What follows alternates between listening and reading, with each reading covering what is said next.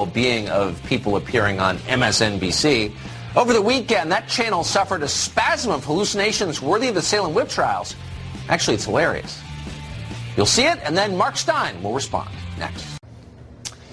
You think MSNBC is far out during the week? You should see the weekends. It's pretty, effervescent. On a Sunday panel over there on MSNBC, Joy Reid and her colleagues conjured up a vision. What if, and follow the logic now, President Trump is impeached, convicted, and then simply refuses to leave office? What happens, in all seriousness, what happens if Donald Trump, if he just says, you know what, if I leave this office, I might get prosecuted in New York, I ain't leaving. So, and what would happen? Well, because he keeps joking about it. Yes. But, dictatorships happen all over the world when the person who jokes about not leaving doesn't leave. Yes. When he talks about himself, he says that everyone who speaks to him says, sir. They always address him as sir. He speaks sort of like Mussolini. If Donald Trump were to go out in the country and campaign, I deserve a third term, he will get support of his base, and this should scare everyone who believes in our republic. They'll just go into the street and they'll say, yes, you are supposed to have your third term. When he thinks I'm pardoning war criminals, so if I have to overstay my presidential term, I'm going to call on the military and they're going to rise up to help me. So there's a slide toward a belief in authoritarianism and wanting and preferring a king.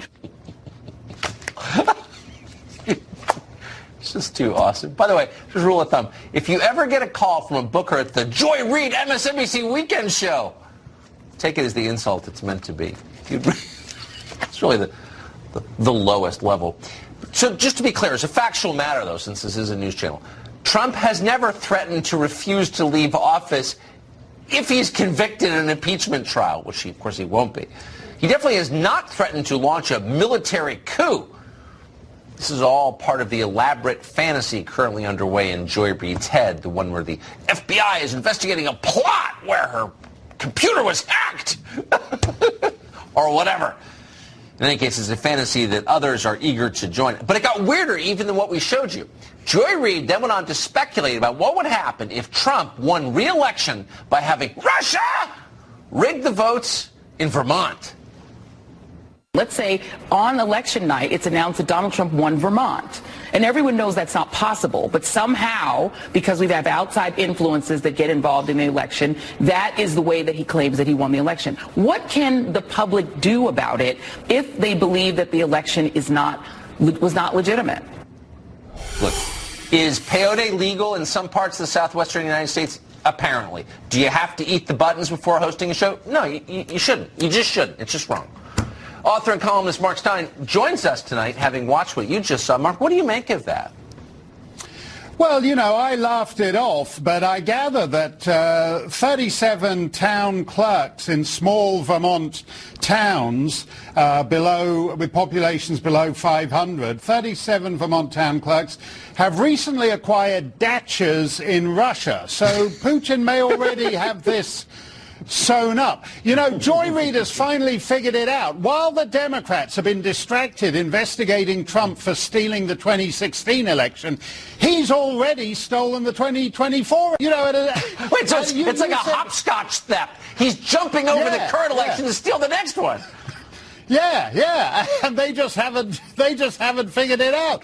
You said that this was like the Salem witch trials before the break. It's actually like the medieval ducking stool, where if the woman went under the water and came up breathing, that proves she was a witch. If the woman drowned, that proves she was innocent, but she was already dead, so it's no great shakes. The only evidence that Trump stole the election is that he won the election. In the Democrats.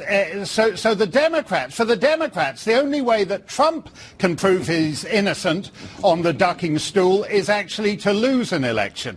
These guys have already baked in the fact that he's going to win again, and then they're already lost in paranoid fevers of him staying in power. You said something that basically they could just put up as a title card for the whole hour.